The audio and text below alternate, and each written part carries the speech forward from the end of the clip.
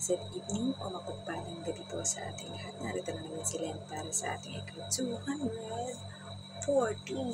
day na ating share ng devotion video. And sorry po, it took so long bago naman ulit tayo makagawa dahil alam niyo na ang ating mga pang-araw-araw na buhay bilang isang OFW. Ayan. And today is July 1st. Ayan, July na, bilis ng panahon mo. Ilang buwan na lang na naman at malapit na naman ang Pasko. But bago ang Pasko, let us all be thankful to God and happy 4th year anniversary po sa ating Alive in Christ Saturday service. Imagine that Alive in Christ Saturday service has reached its 4th year anniversary. And thanks God because God is using the ministry of Saturday service para ma-expand ang kingdom ng ating Panginoon. And today din po ay special statutory holiday dito sa Hong Kong. And I thank God para sa lahat ng mga tao at mga sisters in Christ natin na nakakasama natin at nag-aalaga sa atin dito sa Hong Kong. Ayan, may God continue to bless them and their family in all aspect of their life. So, hindi na po natin patatagalin pa. Let us all start into opening prayer para po sa ating pag-aaral ng devotion. And thanks God nga rin po pala for the wisdom that He had given to my kids because they are all excelling in their school. Ayan, ang mga teachers nila and advisors ay talagang laging updated sa amin sa mga kaganapan, mga sinasaliang activity at ginagawang performance ng ating mga anak sa school. But always be thankful kay God dahil si God talaga ang nagpo-provide ng lahat ng mga pangangailangan in all aspect of our life, whether it's physically, it's financially, and it's wisdom and knowledge that our children needs in their school and their studies. Ayan. So let us all start to pray. Amin namin Diyos na makapangyarihan sa lahat pinupuri at pinasasalamatan ka po namin, Panginoon. Una higit sa buhay, kalakasan at hininga na ipinagkaloob niyo sa amin, Panginoon. Bonus na lamang po ang pagbibigay niyo sa amin at sa aming pamilya, Panginoon, ng protection, provision, Panginoon, and wisdom na nanggagaling sa inyo, Panginoon. At ngayon, dadako po kami muli sa pag-aaral ng inyong mga salita. Nadalangin namin, Panginoon, ay hindi lamang ito mapapakinggan ng bawat makakapakinig o makakapanood, Panginoon, bagkus ito po ay magamit para sa pang-araw-araw na paglago sa pananalig at pananampalataya sa inyo at pagkakaroon ng matibay na relasyon, Panginoon. Dalangin namin na hindi kami ang mataas, Panginoon, ngunit laging ang inyong glory, Panginoon, ang maitaas sa bawat gagawin namin ito at maging humble lamang kami at maging instrumento ng pagpapahayag ng inyong mabuting balita, Panginoon. Truly, we can do nothing without you, Lord God. And dalangin po namin na sa bawat pag-aaral na ito, Panginoon, ay lumalago kami spiritually, Panginoon. And hindi lamang kami, Panginoon, ngunit nagiging eager din kami because you're giving us the wisdom, Panginoon, the boldness, Panginoon, to share your word to everyone na makakapakinig nito, Panginoon. At patuloy at habang buhay ang aming pasasalamat sa Panginoong Yesus dahil sa pag-aalay niya ng kanyang buhay sa krus ng Kalbaryo o Golgota para sa katubusan ng aming mga kasalanan, Panginoon. Gayon din sa banal na Espiritu o Holy Spirit, Panginoon, na siyang nagiging guide namin, Panginoon, upang convict kami whenever na ang ginagawa namin, Panginoon, ay hindi kalugod-lugod sa inyo, Panginoon. Let us be the light and salt of this world, Panginoon, na magbibigay ng liwanag na nagmumula sa inyo, sa aming mga kapatid o mga makikilala, Panginoon. Truly make our life living proof and living testimony of your goodness, Panginoon, in our life. Ikaw ang mataas at mapapurihan at aramapan po. Ang hindi namin naisama sa aming panalangin ay alam namin sinagot at dininig niyo na. This we pray in the name of our Lord Jesus Christ. Amen. So narito po tayo sa Lucas 22:56. Ito daw ang sinasabi. Nang makita siya ng isang utosang babae, si Pedro nga daw, siya pinagmas ng mabuti. Pagkatapos ay sinabi ng babae, kasama rin ni Jesus ang taong ito. Message, may isang utosang babae daw na nakakita kay Pedro at tinitigan daw siyang mabuti nito. At nang makilala ay sinabi daw ng babae na kasama ng Panginoong Yesus si Pedro. Application. Kahit gumawa ng paraan si Pedro para makaiwas na makilala siya bilang kasama ni Jesus ay may nakakilala pa din sa kanya. Tayo ba ay nagtatago, nahihiya o di kaya ay ayaw na masabihan ng mga tagasunod tayo ng Diyos at ni Jesus? Dapat lang na maging kaligayahan at proud tayong matawag na mga anak at lingkod ng Diyos dahil iyan ang pinakamaganda at nakapagpapasaya ng mabuti sa Diyos. Una, dahil nilikha niya tayo ayon sa kanyang wangis at idagdag pa na kung ang ginagawa natin ay para sa kapurihan niya. Nais ng Diyos na magpasalamat ang kanyang mga nilikha dahil sa mabuti niyang ginawa na iligtas tayo sa sumpa ng kasalanan. Kaya maging matapang tayo na ibahagi sa lahat ang mabuting balita ng kaligtasan sa lahat ng lugar, tao at dako sa buong mundo o planeta. Ayan. So, purihin ang pagkabasa ng mabuting balita ng ating Panginoon, di ba? So, yun na nga, di ba? Tayo ba, di ba, may isang question dito na tayo ba kapag ayaw natin na malalaman ng mga tao na siguro Christian ka, no? Di ba?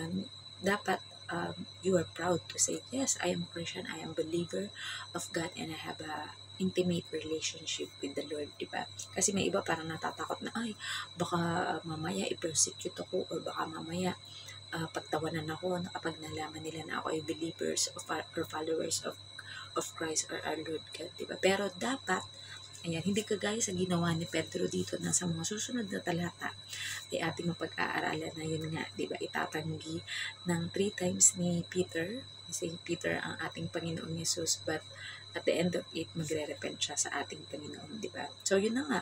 Kapag may nakakilala sa atin that we are followers or believers of God, are we proud to say that, yes, I am? Or tayo ba ay mahihiya o matatakot, di ba? Pero sinasabi nga dito na, yun nga, we ask God for boldness, but at the same time, we are humble to say and admit that we are followers and believers of Christ na, kumbaga, makikita sa how we live our life, how we be a living testimony of God's kingdom and God's faithfulness or goodness in our life, di ba? Na when people notice or masasabi ng mga tao na ito talaga isang tunay na Kristiyano at tunay na makikita sa buhay niya na isinasa pamuhay niya yung kanyang relasyon sa ating Panginoon, di ba? And syempre, lalong higit, if you are eager to share the goodness of God, share the saving grace, love and mercy ng ating Panginoon Diyos, kaya tayo ay niligtas sa ating mga kasalanan, diba? And we are not ashamed, sabi nga, we are not ashamed of sharing the gospel, sabi yan ni Saint Paul or ni Apostle Paul, diba, na talagang hindi niya ikinahihiya kahit nagmula siya sa pagiging Pharisee. Ayan, syempre sa mga susunod na mga talata, kapag natapos na natin ang 4 Gospels, which is natapos na natin sa ating devotion ang Book of John, Matthew, Mark, and then last part na itong Luke or Lucas, at pupunta na tayo sa Acts o mga gawa, na kung saan alam naman natin ang Acts ay nilikha at gawa ng ating Apostle Paul, diba? So, sa bawat araw na ating pag-aaral na kung niloloob ng Diyos na tayo makapagawa ng video para mas maipaliwanag at ma-explain na mabuti ang bawat verses sa Bible, ay thanks God kung ganun. And syempre, bilangin natin na bigyan pa tayo ni Lord ng mas maraming chances para makapagbulay-bulay araw-araw ng kanyang mga salita at maibahagi through our social media or SOCMED, diba? And yun nga, nawa ay hindi natin ikahiya, but bagkus ay mas lalo pa tayong maging masaya or maging happiness natin for people to notice that we are followers and believers of God, and we are living to what we preach or what we say and what we believe in. Dahil una, yan ang pinaka nakapagpapasaya sa ating Panginoon if hindi natin siya ikinakahiya, hindi natin itinatanggi yung ating magandang relasyon sa Kanya. And at the same time, we are also sharing the goodness of God to others, dahil yan naman talaga ang Great Commission sa atin ng Panginoon, to go and make disciple of all nations, diba? Na wala tayong pipiliin na anumang klase ng tao, anumang estado niya sa buhay, at anumang lahi niya, diba? Basta in all people, ayan, wala tayong tinatangi at wala tayong pinipili. And because we know that sa bawat mga tao makakasalamuhan natin, there will be a divine connection and divine intervention na kung saan ang ating mga makakasalamuha o makikita ay at makikilala ay in-appoint or talagang inayos ni God yung settlement para makilala natin sila at magkaroon tayo ng maayos at matibay na relasyon sa kanila. So, hanggang dito na lamang po. And let us all close into prayer. So, let us pray. Ama namin Diyos na makapangyarihan sa lahat, muli, nagpapasalamat po kami sa inyong masarap at matamis at napakagandang mabuting balita na aming natutunan ngayong gabi, Panginoon. And we pray, Lord God, na tunay nga, Panginoon, na hindi kami dapat magtago. Hindi namin dapat itanggi na kami ay kilala namin kayo at kami inyong mga anak or adopted children, Panginoon, that we accepted your Son, Jesus Christ, as our Lord and Savior, Panginoon. At dalangin namin, Panginoon, na ito ay makaya naming maipamahayag, makaya naming maibahagi sa lahat ng tao na aming makakasalamuha, Panginoon.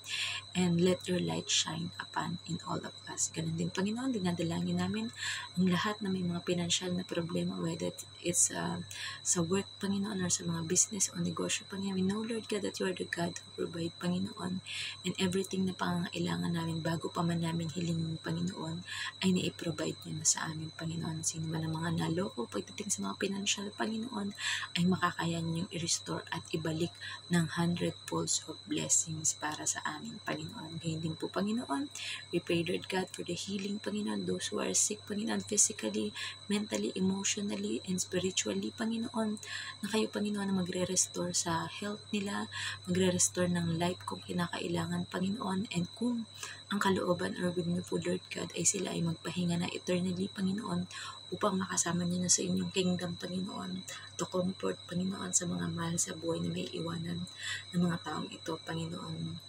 Alam namin, Panginoon, that you know what's best for us, Panginoon, like, because you are our Heavenly Father, Panginoon. At kayo din po, Panginoon, we pray, Lord God, for the pastors, priests, evangelists, missionaries, Panginoon, mga prophets, Panginoon, gayon din, mga teachers, mga students, Panginoon, mga leaders, Panginoon, at mga members, Panginoon, ng bawat mga churches and body of Christ, Panginoon, of all nation, Panginoon, eager, Panginoon, na gawin ang lahat na magagawa upang mas marami ang maakay at maipakilala kayo bilang Diyos at tagapagligtas na aming buhay, Panginoon, that we are one body, Panginoon, doing your great commission, Panginoon, to go therefore and make disciple of all nations, Panginoon.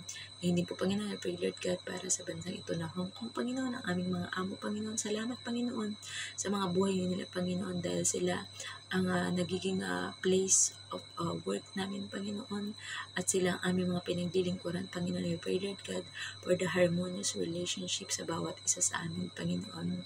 And alam po namin, Panginoon, na pagpapalain niyo ang bansang ito, Panginoon, at ang aming mga amo in all aspects of their life, Panginoon. Gayon din po, Panginoon, we pray, Lord God, for the Philippines, Panginoon, ang aming bansa, Panginoon, that economic growth, Panginoon, will happen into our country, Panginoon, and from the President, Panginoon, until the barangay captain, Panginoon, or mga miyembro ng bawat mga barangay, Panginoon, ang lahat ng mga leader, Panginoon, will fear you, will honor you, and will glorify you, Panginoon. Nang sa gayon, ang magagawang mga batas o desisyon, Panginoon, ay para sa ikabubuti lamang ng aming bayan, Panginoon. And we pray, Lord God, para sa bawat mga mamamayan, Panginoon, ang kooperasyon at pagtutulungan, Panginoon.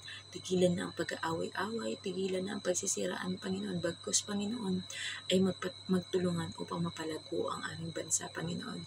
We rebuke all the works of evil, Panginoon, that wanted to destroy, Panginoon, ang aming maayos na pamumuhay, Panginoon.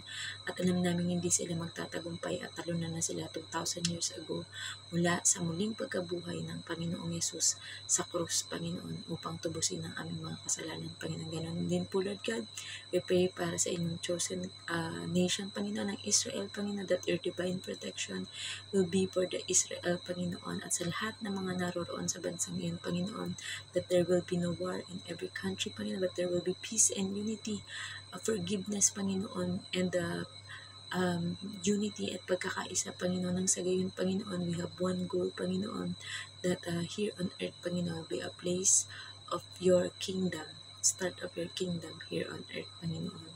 At ano naman po ang mga hindi namin naisasaad sa panalangin, Panginoon, bawat mga OFW na nagsasakripisyo para sa pamilya nila sa iba't ibang mga bahagi ng bansa, Panginoon, upang maabot ang bawat tao, Panginoon, lalong higit ang maipahayag ng inyong ebanghelyo o mabuting balita sa bawat isa, Panginoon, ay gabayan at tulungan niyo po, Panginoon, na magkaroon ng lakas sa lahat ng aspeto ng kanilang buhay at ma-provide ang mga pangangailangan nila, Panginoon.